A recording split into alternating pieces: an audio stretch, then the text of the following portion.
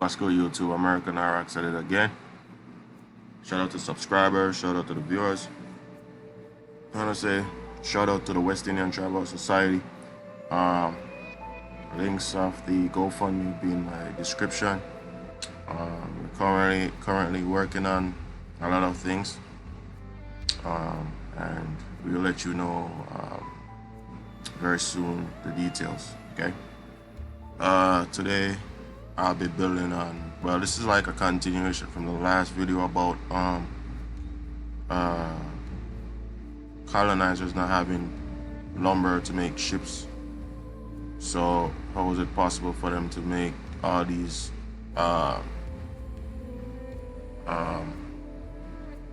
journey or voyage over to the Americas, these alleged journeys or voyages, if they were having problems with lumber from where they're from, just by the fact that they were building homes for fuel, and people have to live, you know what I'm saying?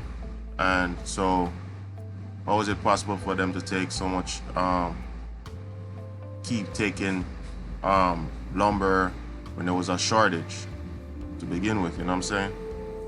So this is just a continuation, right? So this is when they got here and what they did and where their mindset was. Okay, I must say special shout out to Timeline for this art. The first American settlers cut down millions of trees to deliberately engineer climate change. Okay, and this is they came and they destroy. Okay, and this is a prime example of what happened when foreigners come over in the Americas with the North, South, Central, or the Caribbean, and they exploit the resources, right? And by exploiting the resources, they put us in a bad position, because now we are forced to assimilate within that society that they are creating, their artificial society, which they use our natural resource to create. Okay, so there's a picture logging a big load in 1880s Michigan. Okay, by Library of Congress. Okay, so this is in Michigan. Okay, European settlers expected paradise, plum fruits, lush grasses, and clean crisp waters. It seemed obvious the new world would come with all the riches of Eden, cultivated by a perpetual mild climate. After all, the land was roughly the same latitude as Europe. The logic was flawed. Not only did America's first colonists encounter dense, dark wilderness in the northeast, their winters were freezing and summers dripped with humidity. Frequent strong storms rolled out in at-sea moments notice. They were shocked, disappointed, and dangerously unprepared. Okay? So they were shocked, right? They have no idea, okay? Rather than adapt, a collection of scientists, doctors, and writers campaigned to deforest the land, okay? So what you're seeing now has been going on ever since they've been here, okay? That was their idea, okay? This is why where they're from was like that. In their minds, cutting down thousands of acres at a time would improve the weather, right? That's how they think, okay? In their mind, cutting down thousands of acres at a time would improve the weather. All right, so this is what you see with the weather. The weather is so out of sync, okay? Right? Whether they were successful or not really isn't the point.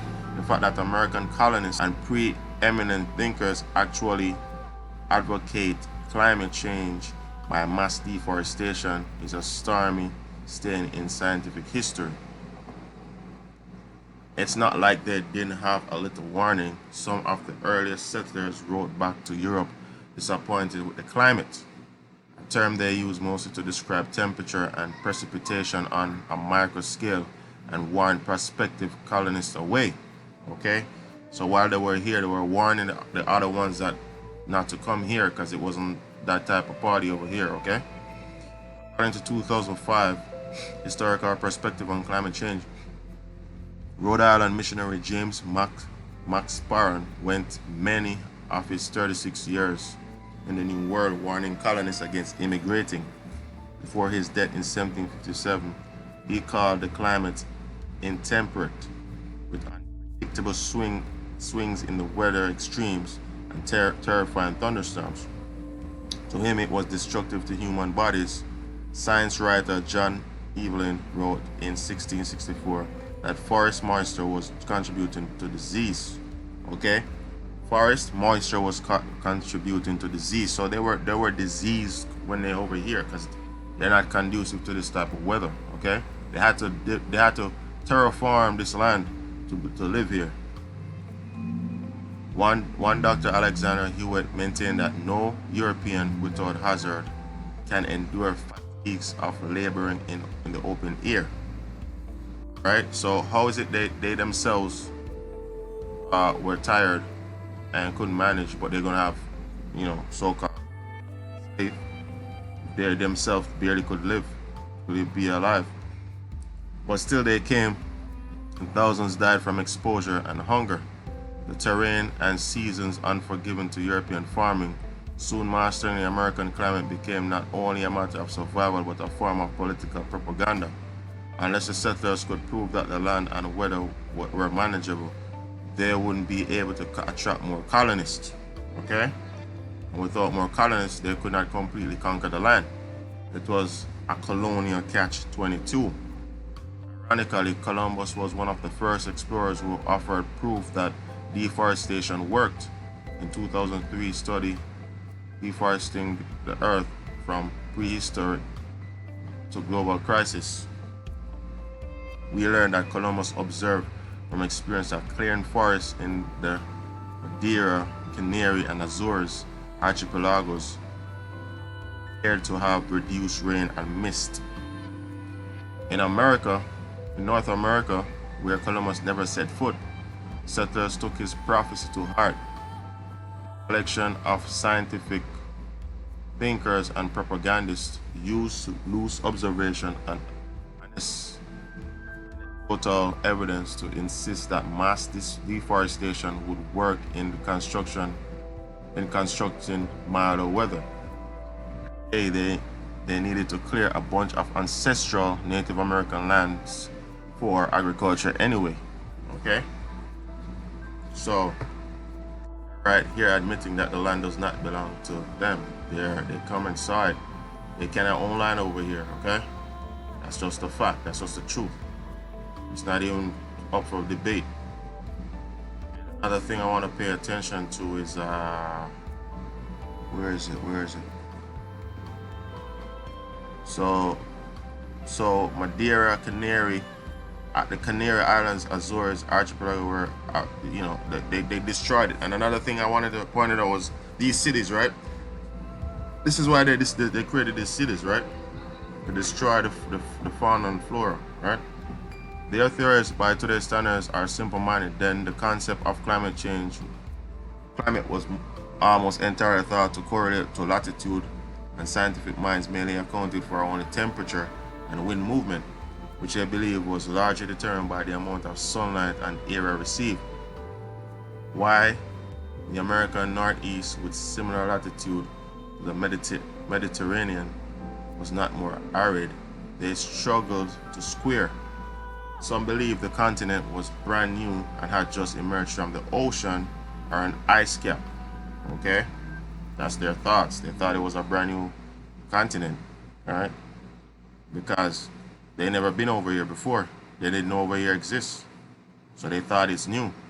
That's their mind. That's why they call it New World, the New World. Either way, they believe exposing more of the land to circulating air and sunlight would reduce regions' nonsensical humidity and actually lead to less frequent rainfall. Alright? Plus, beginning the task would surely attract more of their European brethren. European settlers, okay? So there they are. Okay. When the first colonists arrived, wrote John Adams, the whole continent was one dismal wilderness. Okay, the whole over here was a wilderness because we are the wild people. We live in the we call the savages. All right, savage mean wild. Okay, the haunt of wolves and bears and more savage men. See, and more savage men. Now the forests are removed and land covered with fields of corn, orchards, bending with fruits, and the magnificent habitation of rational and civilized people. So according to them, they're civilized. Civilized just mean colonized. Anyways, by the 18th century, American colonists had drained marshes, tilled soil, and chopped down millions of acres of virgin forest before the settlers arrived. The United States had about 1 billion acres of forest, which covered about half of the country, including Alaska. In the time since 1600, it would be reduced by about 286 million acres, an area roughly the size of Colombia, converted to mostly agricultural use. Now, this is what they want to do in the Amazon. They want to destroy the Amazon, do the same thing they do here. All right. People insisted the climate had improved in 1769. Edward Antill wrote a letter to the American Philosophical Society. Whoever compares